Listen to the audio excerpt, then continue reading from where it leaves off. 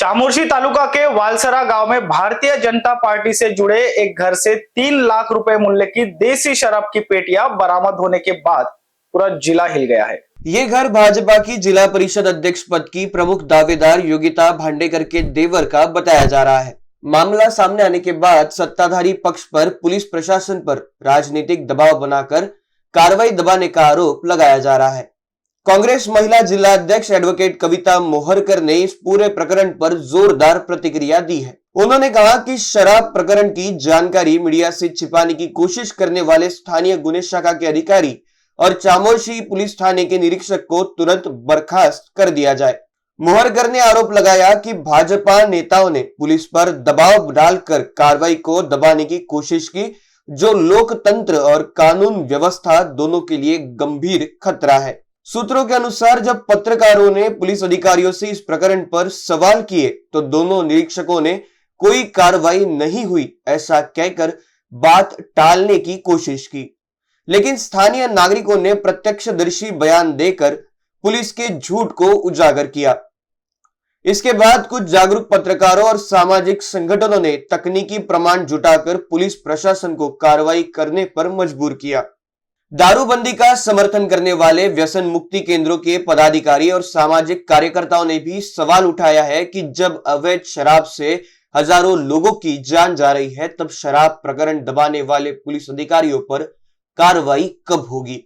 उन्होंने मांग की है कि जिले के पुलिस अधीक्षक एसपी इस प्रकरण में तत्काल और निष्पक्ष जांच करे तथा दोषी अधिकारियों पर कड़ी कार्रवाई करे। गढ़चिरौली जिला मुख्यमंत्री के पालकत्व में आता है और ऐसे में इस तरह की घटना होना प्रशासन की कार्यशैली पर बड़ा सवाल खड़ा करता है। एक तरफ भाजपा के नेताओं पर पुलिस को प्रभावित करने के आरोप है, तो दूसरी ओर प्रशासनिक अधिकारी खुद कार्रवाई छिपाने में जुटे हैं। स्थानीय नागरिकों ने कहा कि अगर दोषी अधिकारियों के खिलाफ त्वरित कार्रवाई नहीं की गई तो विरोधी दल और सामाजिक संगठन बड़े आंदोलन का रास्ता अपनाएंगे।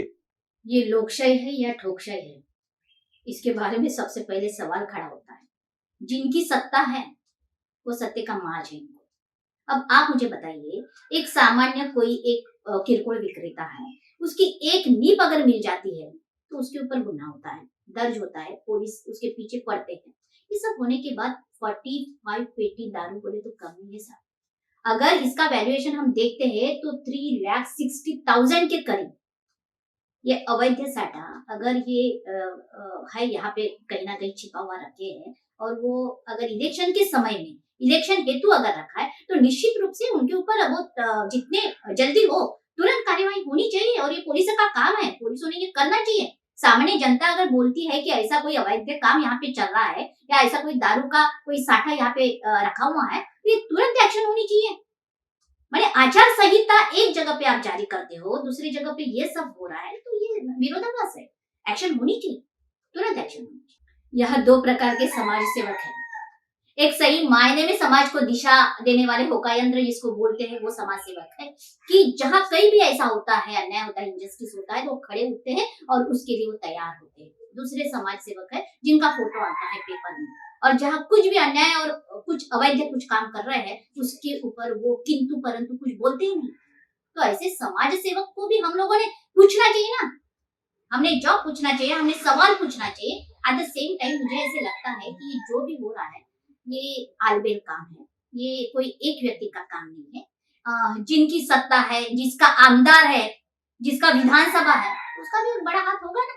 अकेला इंसान तो ऐसा काम कर नहीं सकता है। तो मुझे ऐसे लगता है कि जो आरोपी है उसके साथ साथ उसको मदद करने वाले जितने भी यंत्रणा है उनको आरोपी बनाना चाहिए, उनके ऊपर भी गुना दर्ज होना चाहिए, पुलिसों के ऊपर भी गुना दर्ज होना चाहिए जिन्होंने एक्शन नहीं लिए है तुरंत।